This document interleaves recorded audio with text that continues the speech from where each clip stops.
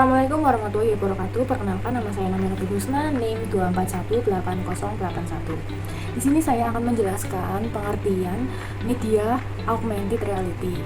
Media augmented reality ini biasa disebut juga dengan AR. AR adalah teknologi yang menggabungkan antara objek virtual seperti gambar, video, suara, dan juga gambar model 2 dimensi atau 3 dimensi ke dalam dunia nyata secara real time. Biasanya menggabungkannya melalui perangkat seperti smartphone, tablet. Pengguna dapat melihat dan berinteraksi dengan informasi digital yang ditambahkan ke lingkungan nyata, sehingga dapat menciptakan pengalaman belajar atau visualisasi yang lebih menarik, lebih interaktif, dan juga lebih imersif. Adapun contoh dari penggunaan AR ini dalam dunia pendidikan, AR ini dapat digunakan untuk menampilkan model gambar 3 dimensi dari organ tubuh manusia, itu saat belajar biologi, atau memvisualisasikan bangunan bersejarah dalam pelajaran sejarah, sehingga dapat membantu siswa memahami materi secara lebih konkret. Terima kasih. Assalamualaikum warahmatullahi wabarakatuh. Saya akan menjelaskan tentang kelebihan augmented reality. 1. Kelebihan dari augmented reality adalah meningkatkan pengalaman belajar. Augmented reality dapat menciptakan pengalaman belajar yang lebih meningkat dengan visualisasi interaktif, membuat siswa lebih terlibat dalam materi pembelajaran. 2. Interaksi real time. Penggunaan dapat berinteraksi dengan informasi secara langsung, memungkinkan pemahaman yang lebih mendalam dan aplikasi dan praktis dari konsep yang dipelajari. 3. Beragam aplikasi. Teknologi ini dapat diterapkan di berbagai bidang, termasuk pendidikan, kesehatan, dan pemasaran, menjadikannya alat yang fleksibel dan bermanfaat. 4. Visualisasi data kompleks. Augmented reality membantu dalam menyajikan data yang kompleks dengan cara yang lebih mudah dipahami, meningkatkan pemahaman dan analisis data. Selanjutnya adalah kekurangan augmented reality. 3. Perangkat keras canggih diperlukan. Augmented reality memerlukan perangkat keras yang canggih seperti smartphone, kacamata AR untuk dapat berfungsi dengan maksimal. Kedua, gangguan perhatian yang mungkin terjadi. Penggunaan AR yang tidak bijaksana menyebabkan gangguan perhatian, terutama dalam situasi yang membutuhkan konsentrasi tinggi. Aplikasi dan adopsi data terbatas. Saat ini, aplikasi AR masih terbatas dan belum sepenuhnya diadopsi di berbagai sektor industri, membatasi potensinya. Yang keempat ialah biaya pengembangan tinggi. Pengembangan konten AR dapat memakan biaya yang tinggi dan waktu yang panjang, yang menjadi penghalang bagi banyak pengembang. Itu saja kelebihan dan kekurangan AR. Baik, yang selanjutnya adalah langkah dalam pengembangan media AR. Secara umum, langkah dalam pengembangan media AR itu ada 5. Yang pertama analisis, yang kedua desain, yang ketiga pengembangan, yang keempat implementasi, dan yang terakhir evaluasi. Nah, untuk yang pertama, analisis. Analisis ini bertujuan untuk mengetahui kebutuhan seperti pembelajaran materi dan kurikulum yang akan diimplementasikan dengan media AR. Yang kedua desain.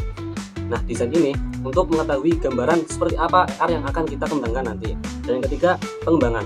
Setelah mengetahui desain yang akan kita gunakan, selanjutnya kita mulai mengembangkan AR dengan melakukan pemrograman serta melakukan pengujian kecil. Nah, pengujian kecil ini bertujuan untuk mengetahui apakah masih ada bug atau masalah pada AR yang sedang kita kembangkan. Dan yang keempat, implementasi. Nah, implementasi ini pengujian pada target pengguna seperti siswa dan untuk mengetahui apakah ada feedback dan melihat efektivitas AR pada pembelajaran. Nah, yang terakhir evaluasi. Nah, evaluasi ini bertujuan untuk mengetahui kelebihan dan kekurangan media augmented reality. Apakah mencapai tujuan yang ditetapkan pada tahap analisis atau belum, serta melakukan pembaruan agar AR yang kita kembangkan selanjutnya itu menjadi lebih baik dan lebih berkualitas. Bahasa Inggris lalu ditambahi dengan watercolor. Di sini saya contohnya akan membuat seperti cover dari sebuah materi, yaitu ekosistem. Jadi di sini akan banyak sekali hewan-hewan. Jadi saya ngambil bagian belakang, temanya seperti di hutan. Ya, kita ambil dulu untuk bagian belakang. Lalu kita ambil salah satu frame. Nanti ini gunanya untuk kalau sudah jadi semuanya. Ya, kita pindahkan dulu di bawah. Oke, next. Saya di sini cepetin aja ya. Saya ubah di tengah. Perbesar. Bapak Ibu semuanya bisa masukkan di elemen.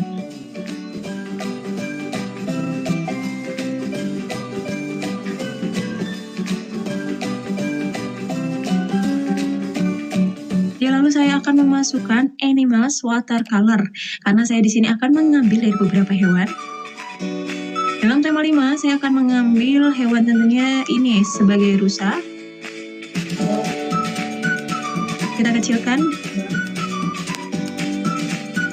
Bapak Ibu bisa menyusun berbagai benda yang posisinya sesuai dari yang ingin kita gunakan. Misalnya di sini saya akan menggunakan pohon. Nanti pohon ini akan berada di belakang rusa. Ya, kita cari pohon yang cocok lalu kita taruh, lalu kita bisa klik position dan bagian back. Seperti itu. Dan ini saling bertumpuk. Nanti selanjutnya page 1 ini akan saya simpan dengan bagian PNG. Lalu nanti kita download dan kita masukkan di bagian page kedua ini yang ada frame kosong. Nah, ini kita posisi mendownload dulu. Setelah kita mendownload, lalu kita ambil masukkan ke bagian yang di bawah. Ya, jadi ini sudah jadi. Setelah ini jadi, kita nanti memindahkan per bagian. Misalnya tadi ada gambar pohon, singa, kita ambil satu persatu, lalu kita taruh di bagian bawah. Semuanya yang tadi kita ambil bisa di bagian elemen, lalu recently used. Oke, lalu kita download semuanya. Ini berbentuk RAR ya. Nanti setelah itu kita show lalu ekstrak saja. Lalu kita kasih nama assembler.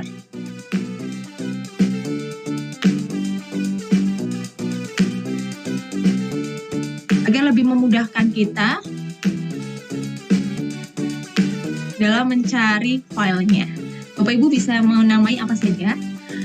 Setelah itu kita buka studioassemblerworld.com. Ya, Bapak Ibu di sini bisa create your project, lalu kita tunggu. Nah, inilah lembar kerja dari assembler. Kita di sini masukkan image, import, lalu kita buka yang tadi. Ya, kita cari yang bagian assembler.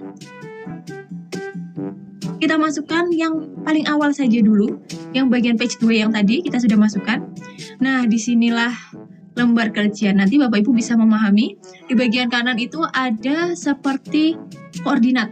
Nah, ini kita bisa geser-geser ke atas dan ke bawah. Bapak Ibu nanti bisa coba-coba saja, insya Allah ini mudah. Ada move, ada rotate, skala, dan more. Ya. Di sini ada setting juga di bagian kiri bawah. Nah, di sini ada skala. Skala itu memperbesar. Nah, sekarang tadi kita tarik saja, lalu ada move untuk berpindah. Kita harus mengikuti panahnya. Kalau ingin berpindah ke atas, maka tempatkan kursor di bagian atas. Nah, ini kita besarkan lagi.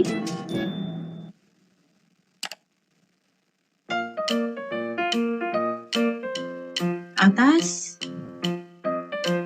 Atau rotate itu untuk melihat gambar dari arah 3 dimensi. Nah, kita tinggal klik dan tahan saja, lalu kita putarkan, lalu kita masuk image lagi. Import. Lalu kita ambil yang nomor 1, desain awal, atau yang 13 saja ini, yang 13 yaitu backgroundnya. Kita taruh di situ aja.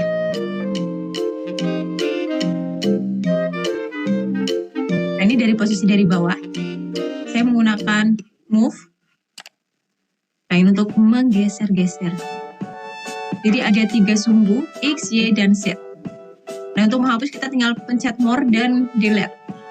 Saya membuat akan tiduran saja posisinya, maka saya akan memutar ke 270 derajat di bagian X. Kita bisa lihat, nah kita bisa turunkan. Di sini saya akan sejajarkan, jadi bagian Y-nya saya nolkan. Nah, kita bisa geser-geser, naik, turun. Y-nya saya ubah menjadi 0. Jadi pas sesuai dengan grid yang ini. Skalanya kita keluar besar kecilkan, lalu kita move ini ke atas. Kita kalau yang merah itu ke kanan ke kiri. Ya. Ini yang kuning itu untuk maju mundur. Nah, kita bisa lihat koordinat Y-nya itu berubah di bagian kanan atas. Kita ubah lagi menjadi 0.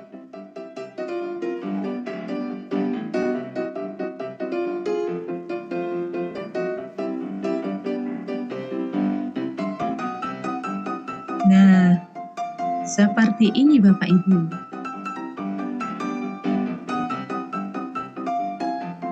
Bapak Ibu bisa mencoba, nanti lama-kelamaan insya Allah akan mengerti. Lalu kita import lagi bagian untuk lapisan lebih atasnya. Kita ambil ke page 13 itu yang bagian background.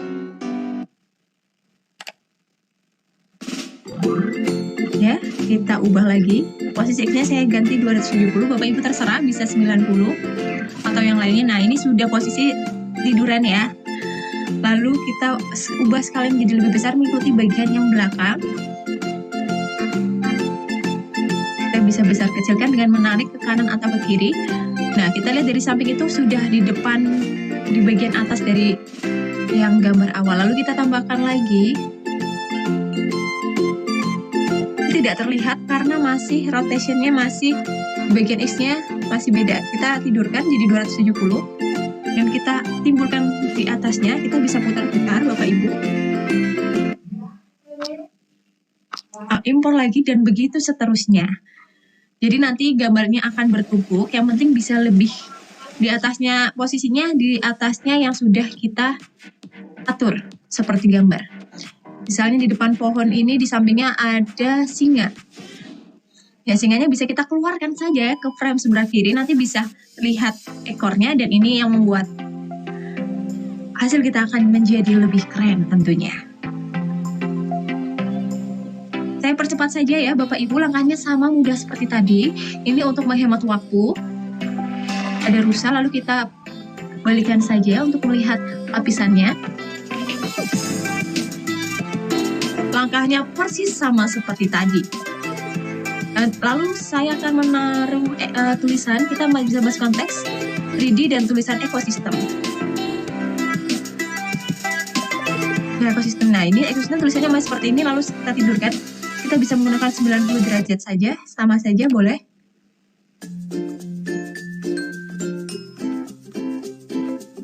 Nah, masih di bawah posisinya, lalu kita tarik ke bagian atas sehingga tulisannya timbul. Lalu kita geser ke bagian atas. Seperti ini ya Bapak Ibu.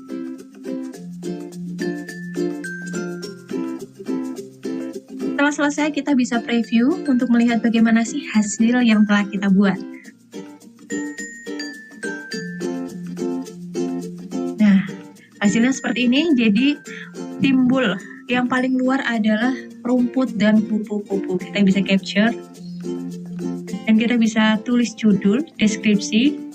Karena saya belum ambil pro, maka di sini masih otomatis masuk public.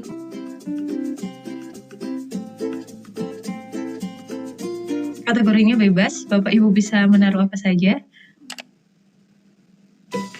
Apply lalu publish. Kita tunggu.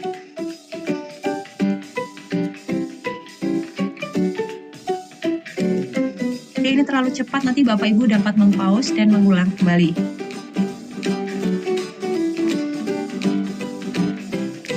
Nah, inilah hasilnya. Ini belum selesai ya Bapak Ibu.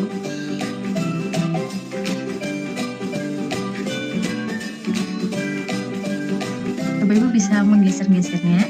Lalu kita lanjut ke langkah berikutnya.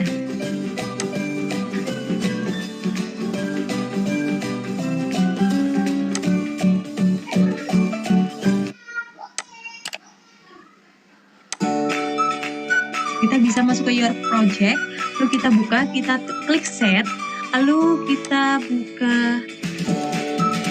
barcode-nya, kita download. Setelah kita download, Bapak Ibu bisa print langsung saja atau tetap di layar komputer ini atau laptop Bapak Ibu. Di sini saya akan print, lalu kita buka HP. Bapak Ibu bisa mendownload di Studio Slammer di Play Store. Setelah itu kita pilih scan. Nah, karena ini lumayan berat di HP saya, jadi agak lama.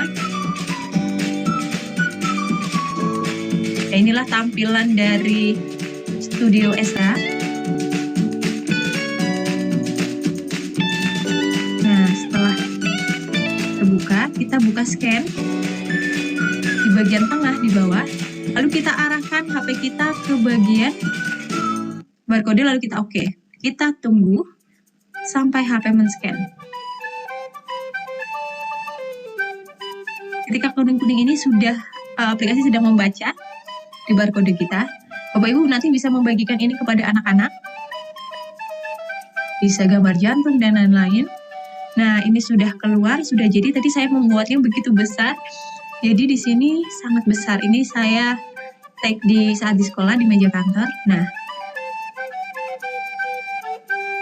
gambar burung dan kupu-kupunya ini terlihat seperti nyata ya, Bapak Ibu. Nah, di sini mungkin anak-anak akan excited melihat, wah keren sekali. Ya, saya coba untuk miringkan ke kanan dan ke kiri. Kita bisa pilih horizontal atau vertikal. Wah, terlihat seperti nyata. Aslinya seperti ini jika tidak terbaca, lalu akan scan ulang. Seperti itu Bapak Ibu, tips berbagi dari saya menggunakan Slammer. Semoga ini bermanfaat untuk media pembelajaran Bapak Ibu sehingga siswa semakin semangat dan aktif mengikuti pembelajaran kita. Nah, ini tadi ketika saya berubah menjadi vertikal lalu kita kembali ke horizontal. Bapak Ibu bisa nanti membuatnya lebih kecil saja atau mau yang besar sekalian bisa Bapak Ibu. Nah, ini tulisannya seperti melayang. Keren sekali ya aplikasi Slammer ini.